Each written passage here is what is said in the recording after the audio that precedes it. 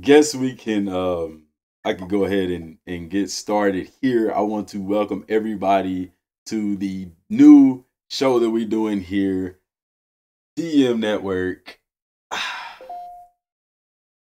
X's and O's. And what this show is going to be about, this segment, this series.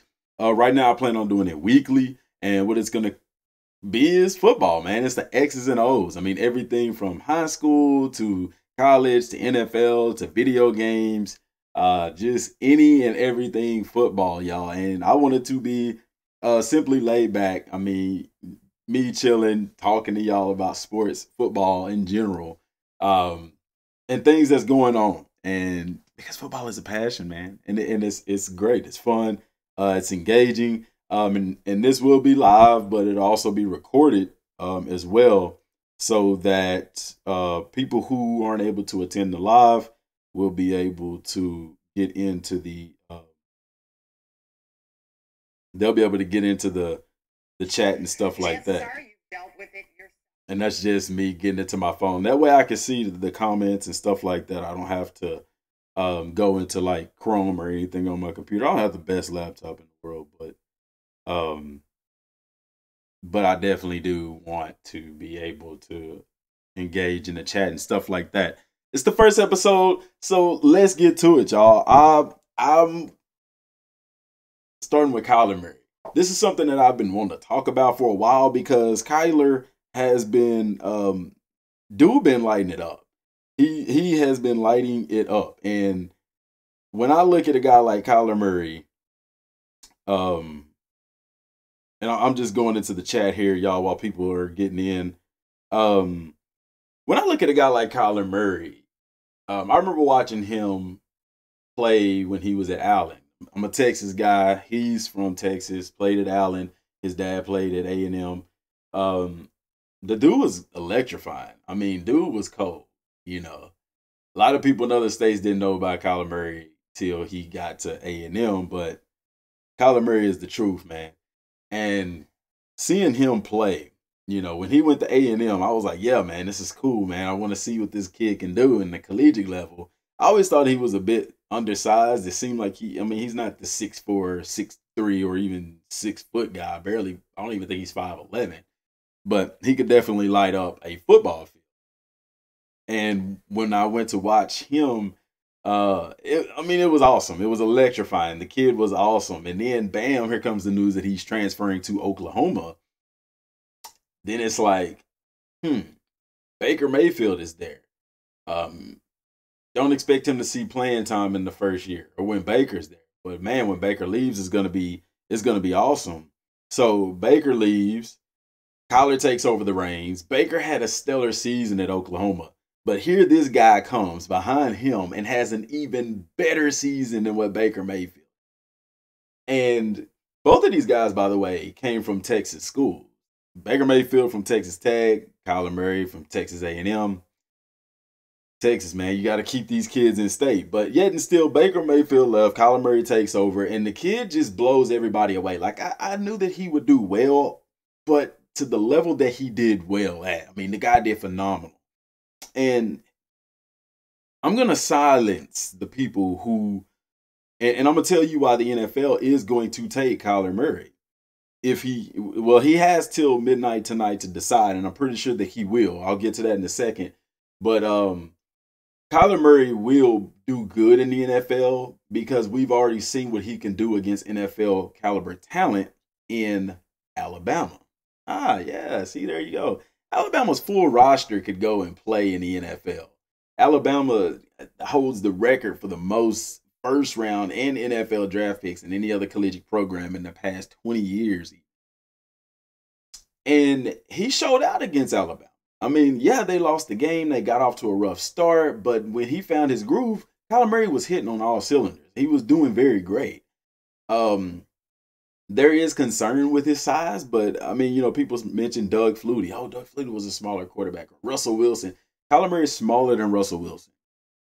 But people say, will he be able to pass, with the big D lineman, big offensive lineman, et cetera, et cetera. Oklahoma, the Big 12 is known for having big offensive linemen. So if he's able to maneuver against in an offense with an offensive front like Oklahoma, then he'll do just fine in my personal belief. Now, the thing about it is he's coming into an era in the NFL where the quarterbacks are protected. It's a completely different game in the NFL right now. Players are protected in ways that they weren't before. The speed of the game has changed. The physics, the mechanics of the game has changed. The NFL isn't what it was 3 years ago, 5 years ago, 2 years ago. And now you're seeing an NFL that's shaping more into what college football is. And we saw that back whenever RG3 was in, and RG3 kind of, started running the option style offense. Or if you go back to Ronnie Brown with the Miami Dolphins when they started first wearing the Wildcat in the NFL. But I like to take it back to RG3 because that's when they started running those read options that they run in college football. Now, I know people will say Michael Vick, there's been more agile quarterbacks. Yes, but Vick wasn't running options like that. It didn't take over until RG3 came in.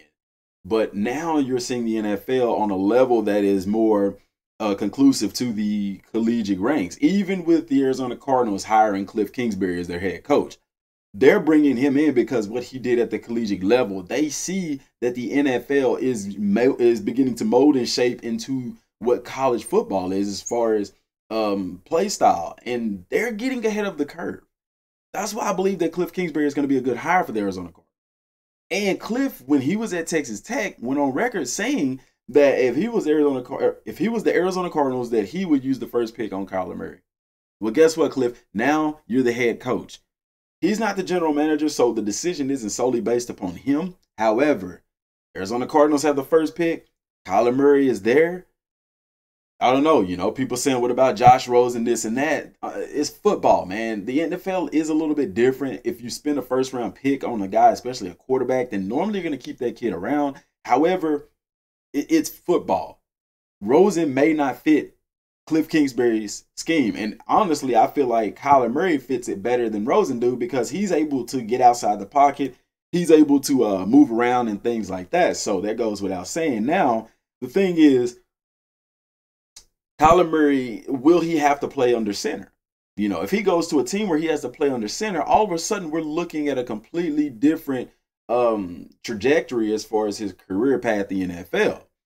I think with a shorter quarterback, you tend to see those guys in the gun a lot more because they're able to be back from the line. They're able to see the field a little bit better as opposed to dropping back from an under center snap and then going about seeing the field and things of that effect.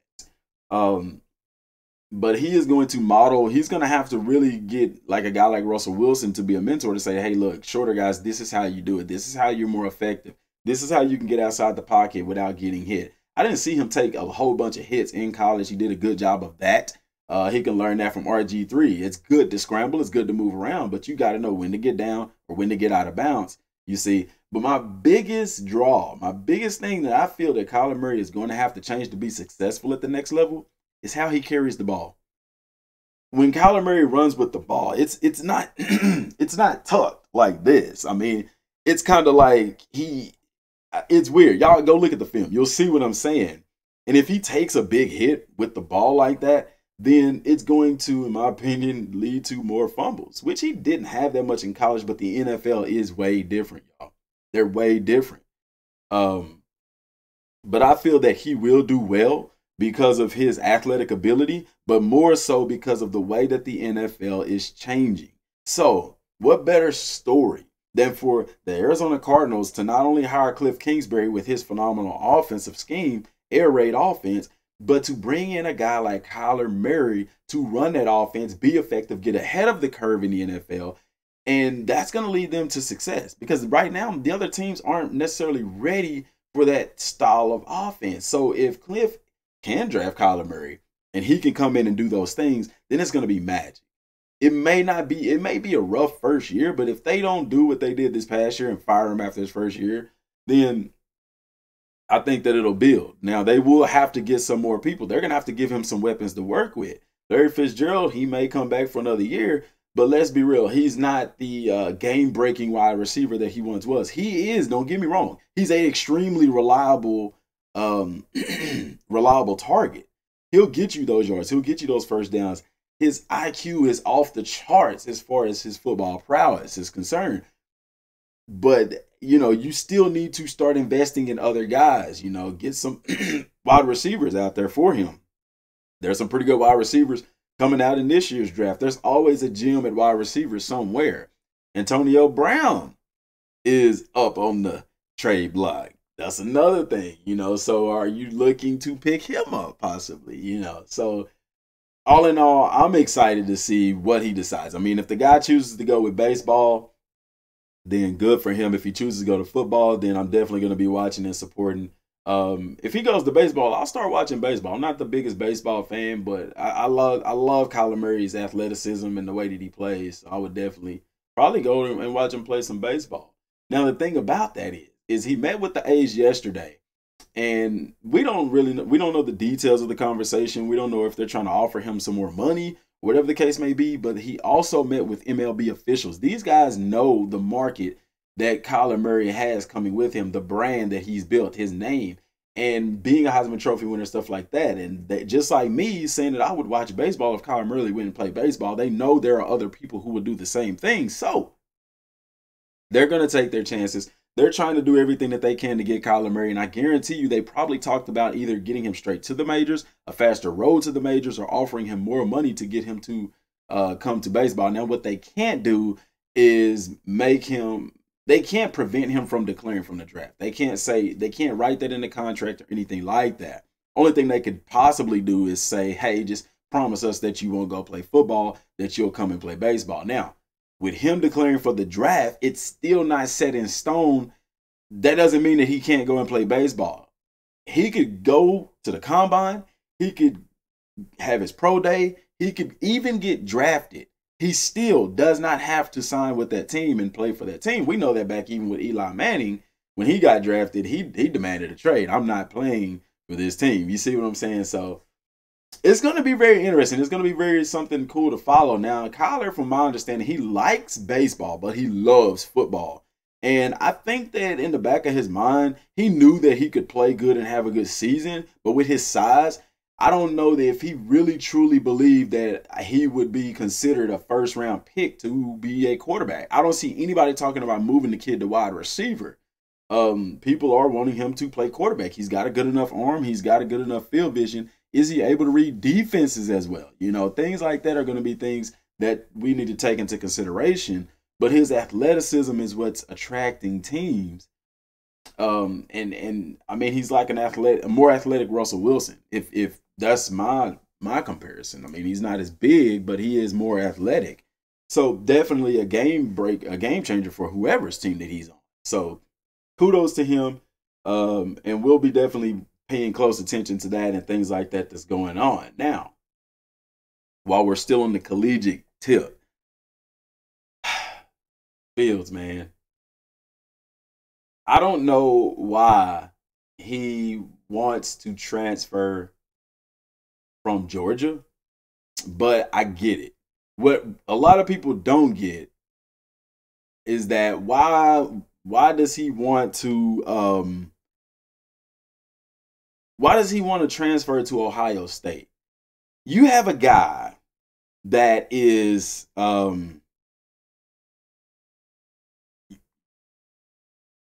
you have a guy in Tate Martell. Now, Tate Martell is not my favorite quarterback.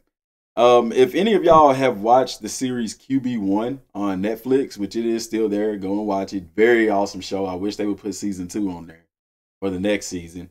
But Tate Martell, the guy has a lot of followers. He's very popular. I don't think he lost a single game while he was at in high school. I don't think he did. He may have lost. Not sure. But he was at one of the most prestigious high schools in the nation in Nevada. And y'all, I don't know, man. The kid comes off as arrogant. I didn't see anything that impressed me about Tate Martell. In which to me it shows, which he didn't start at Ohio State this year.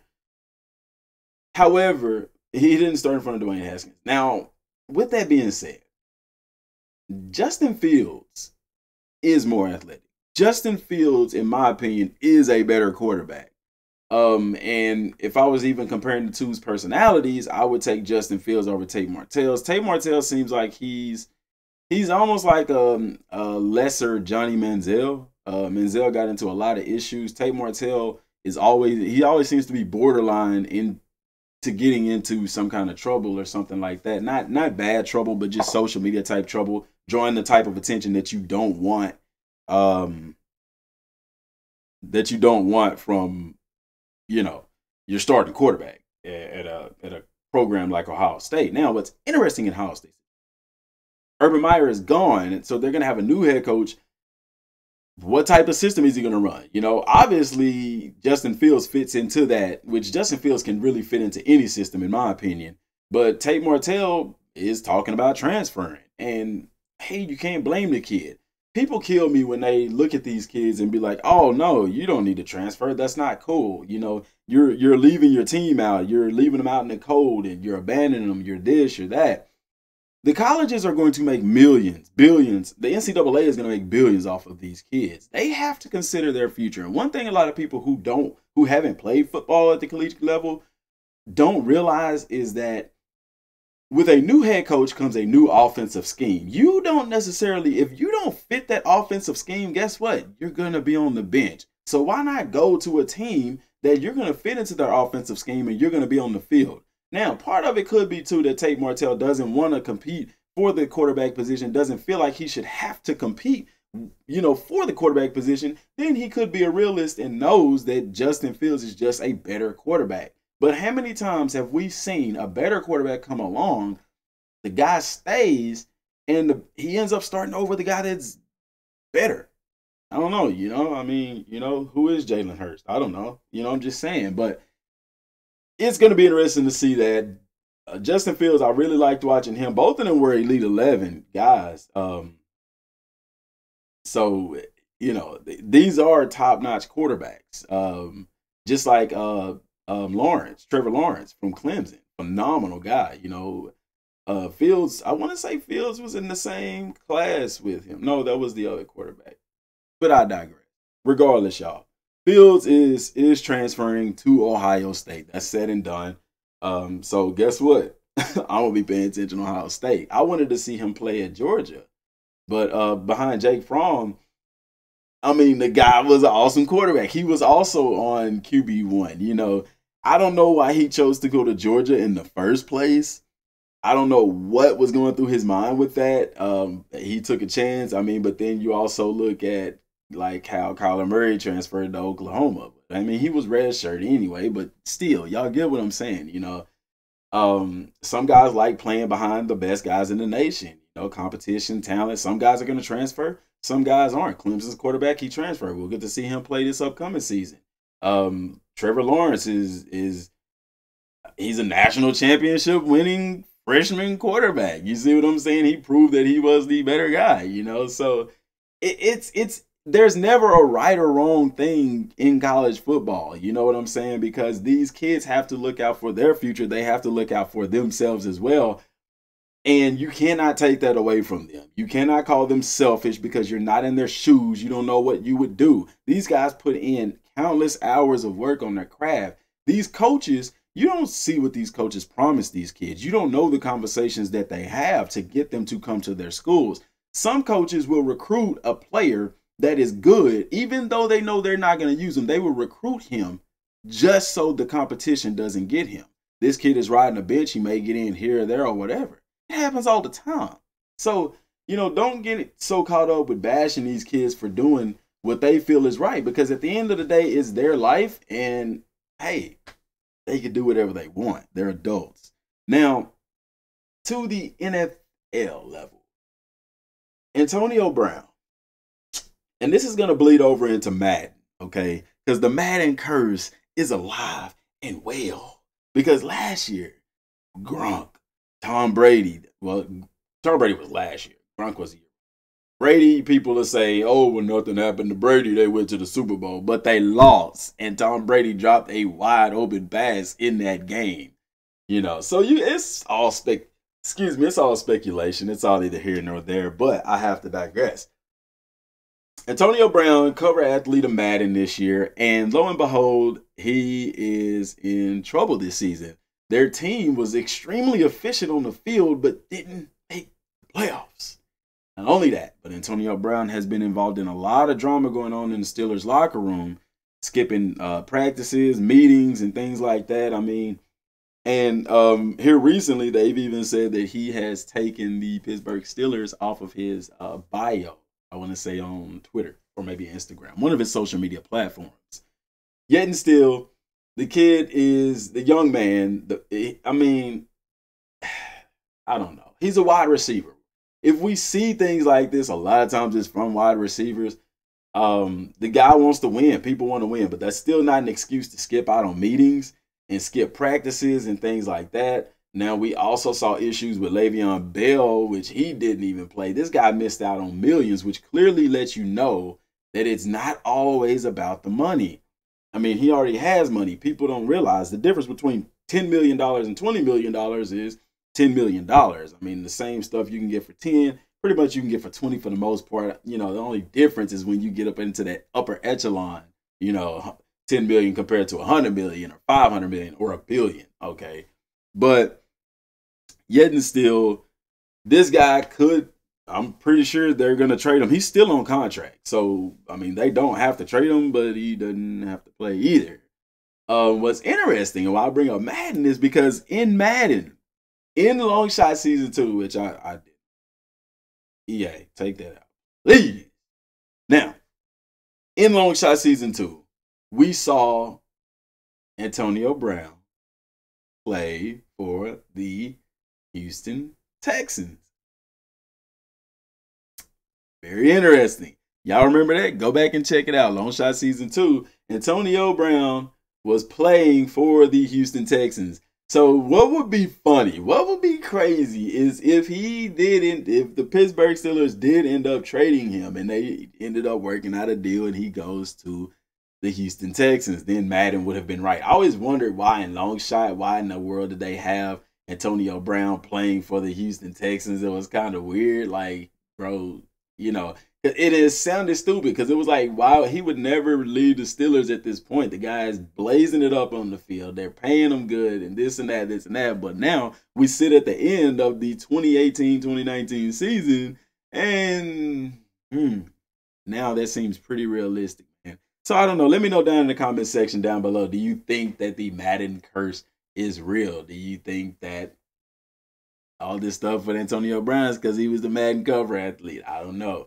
y'all. Y'all have to let me know that one. But football is going on. The playoffs is going on. The Saints won a comeback victory against the Eagles. The Patriots, they won. And then the Rams, the Chiefs.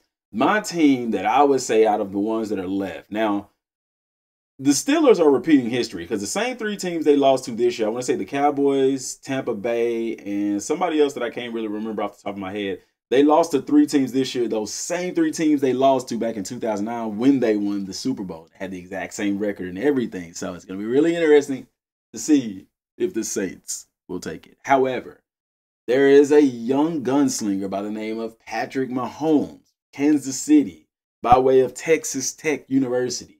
A product of now Arizona head coach Cliff Kingsbury, by the way, who was also the coach of who other than Baker Mayfield, who is lighting it up for the Cleveland Browns. Can you imagine Kyler Murray being under this guy? But anyway, y'all, I'm going for the Chiefs, man. I love for a rookie or a freshman, true freshman, to come in and make an enormous impact. And the guy, man, he's fun to watch. No look passes. Dude, he reminds me of Brett Favre.